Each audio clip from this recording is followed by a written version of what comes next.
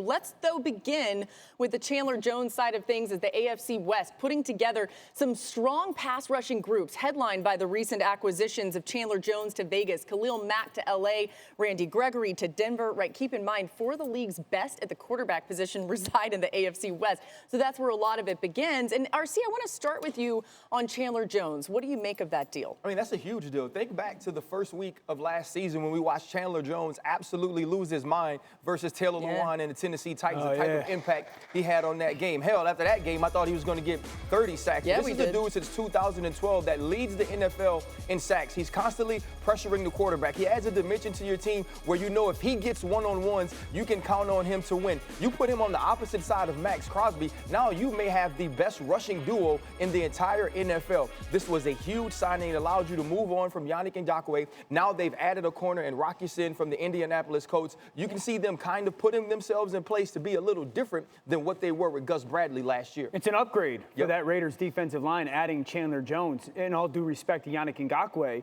I think the reality, too, within that division is you better have 2 tackles that can pass protect for your offensive line. It's not just I need a left tackle, because the pass rushing duos in Denver, obviously with the Raiders and with the Chargers are just so good that both tackles better be really good.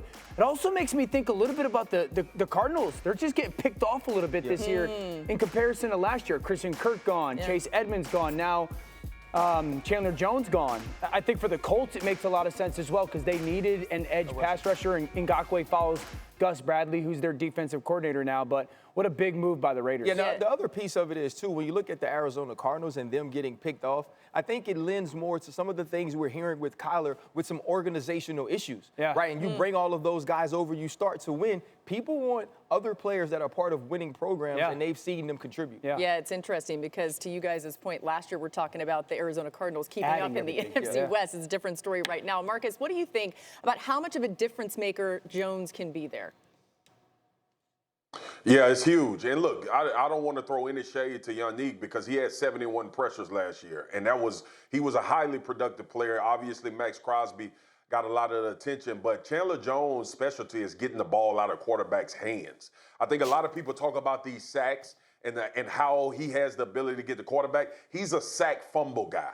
And the premium that's put on that when you evaluate these guys, especially in the AFC West that we talk about so much, turnovers are going to be game changers. They're going to make the difference between one win or potentially getting the 1 seed in the playoffs or getting in the playoffs in general. So I thought that was the mindset, I believe, from the Raiders, because from a production standpoint, Yannick Ngakoue gave you everything you wanted from an edge rusher outside of getting the ball out. I think Chandler Jones is going to add that dimension to what they want to do up front with the Raiders. Dan has talked about it, RC has talked about it, having 2 guys, because these double teams and how you try to figure out from an offensive line standpoint, then got damn hard for everybody in that division. Yeah, they know it too.